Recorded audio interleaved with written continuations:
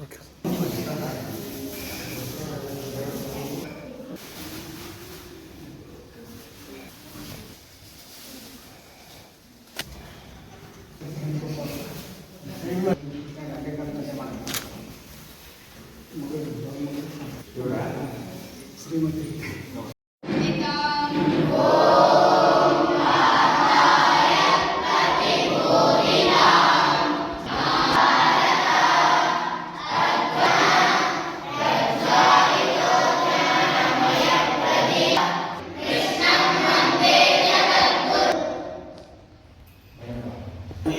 ಮಕ್ಕಳಿಗೆ ಏನಿರ್ತದಂದ್ರೆ ತಂದೆ ತಾಯಿಯನ್ನು ಸಂಕೋಲಿ ಒಳಗಿರ್ತಾರೆ.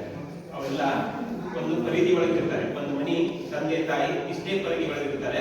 ನಾವೆಲ್ಲ ಇವತ್ತು ಬದುಕಬೇಕಾಗಿದ್ದು ಹೆಂಗಂತ ಹೇಳಿದ್ರೆ, ನನ್ನ ದೇಶ, ನನ್ನ ಜನ, ನನ್ನ ಮಾನಕಾಮಗಳ ತೀರಿಸುವೆನು ಇದರನ್ನು ಈ ಒಂದೇ ಜನ್ಮದಿ ಅನ್ನುವ ನಿಟ್ಟಿನೊಳಗ ದೇಶಾಭಿಮಾನ, ಭಾಷಾಭಿಮಾನವನ್ನು ಹೊತ್ಕೊಂಡು ಸಂಘ ಪರಿವಾರದ ಜೊತೆಗೆ ನಾವೆಲ್ಲ ಒಬ್ಬರೇ ಅಲ್ಲ, ನಮ್ದು ದೊಡ್ಡ ಸಂಘ ಅದೇ. ನಾವು ಭಾರತಾಂಬೆಯ ಜೊತೆಗೆ ನಾವು ದುಡಿತೇವೆ, ಮಡಿತೇವೆ ಅನ್ನೋ ಏಕೋಭಾವದಿಂದ ಬದುಕಬೇಕಾಗಿದೆ. ಇದು ನಮಗೆ ಸಿಕ್ಕಂತ ಅವಕಾಶ. ಇರುವರು ಅಜ್ಜನವರ ಆದಿಯಾಗಿ ನಾವೆಲ್ಲ ಮನೆ ಬಿಟ್ಟು ಬಂದು ಈ ಸಣ್ಣ ಸಣ್ಣ ವಯಸ್ಸವ್ರೆ.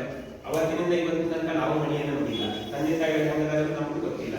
ನಾವೆಲ್ಲ ನಿರಂತರವಾಗಿ ದುಡಿತಿರುವುದು ದೇವರ ಸಲುವಾಗಿ, ದೇಶದ ಸಲುವಾಗಿ, ಭಾಷೆಯ ಸಲುವಾಗಿ.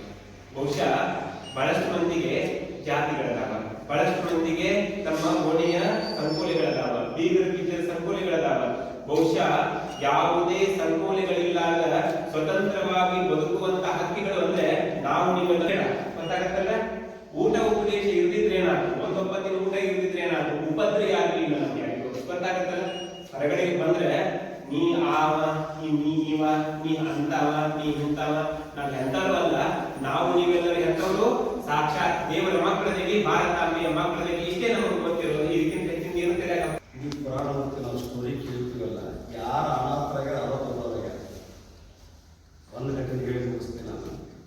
ಅವನು ಕೋರ್ಟು ಅವನ ಕೈಯಾಗಿ ತುಂಬ ಹಿಡ್ಕೊಂಡು ಮಾಲಿಕ ಸ್ವಾಮಿಗಳು, ನನ್ನ ಜಗದಾಗ ನೀ ಯಾಕೆ ಕೇಳ್ಕೊಂಡು ನ್ಯಾಯ ಕೊಂಡದ ಅಂತ ಹೇಳಿ ಅವನಿಗೆ ಜುಬ್ಬಗಳನ್ನು ತೆಗೆದು ಕಾವೇರಿ ಬಟ್ಟಿ ಹಾಕಿ ಕೈ ಒಳಗೆ ಜೋಳಿಗೆ ತಗೊಂಡು 5 ಮನೆ ಕಿಂತಿ ಭಿಕ್ಷೆಗಳು, ಬಸವಪುರಾಣಿಗಳು ಇಡೀ ಕರ್ನಾಟಕ ಸುತ್ತಾಗ್ನಿ ಅಂತ ಆಶೀರ್ವಾದ ಮಾಡಿದರು.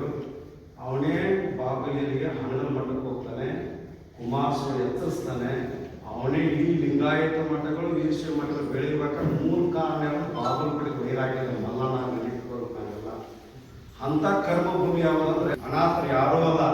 ನಾವೇನು ದೊಡ್ಡ ಹೈ ಲೆವೆಲ್ ಶಿಕ್ಷಣ ಹುಟ್ಟಿವಲ್ಲ, ₹1 ಕಿಮ್ಮತ್ತು ಗೊತ್ತಿರೋದಿಲ್ಲ. ಯಾರು ಬಡತನದಿಂದ ಬೆಳೆದಿರ್ತಾರೆ ಅವ್ರು ಹಿಂದಿನ ನಾಳೆ ದೊಡ್ಡ ಜಗಕ್ಕೆ ಹೋಗ್ತಾರೆ. ನೀವು ಯಾರ ಹಿಂದಿನ ನಾಳೆ ಅವರು ದೊಡ್ಡ ಪ್ರತಿಷ್ಠಿತ ವ್ಯಕ್ತಿಗಳು ಆಗೈತೆ, ಆತ್ಮವಿಶ್ವಾಸ ನನ್ನದಾಗಿದೆ ಅನ್ನೋ ಮಾತನ್ನ ಈ ಪ್ರಸಂಗ ಆತ್ಮಸ್ಥೈರ್ಯ ಕಳ್ಕೊಳ್ಬೇಡಿ. ಯಾರೇನು ದೇವರು ನಮ್ಮ ಕಾಪಾಡೋಲ್ಲ. ನಾವು ಇದನ್ನು ಓದಿ ಚೆನ್ನಾಗಿ ಅಭ್ಯಾಸ ಮಾಡಿದ ನೀತಿಗೆ ಪ್ರಭುವಾಗಿ ಮಾತಿನಲ್ಲಿ ಚೋಳ ಮಣಿಯಾದ ಅಂತಂದ ಜಗಕ್ಕೆಲ್ಲ ಜ್ಯೋತಿ ನೀನಾಗು. ನೀವು ಓದೋದನ್ನ ಮಣ್ಣಿನ ಜ್ಯೋತಿ ಅಲ್ಲ, ಊರಿಗೆ ಜ್ಯೋತಿ ಅಲ್ಲ, ಈ ಜಗತ್ತೇ ಜ್ಯೋತಿ. ಇನ್ನೊಬ್ಬರ ಆದರ್ಶವಾದ ಬದುಕನ್ನ ನಾವು ಕಾಣಬೇಕು ಅಂತೇಳಿ ಇನ್ನೂ ಕಾರ್ಯಕ್ರಮ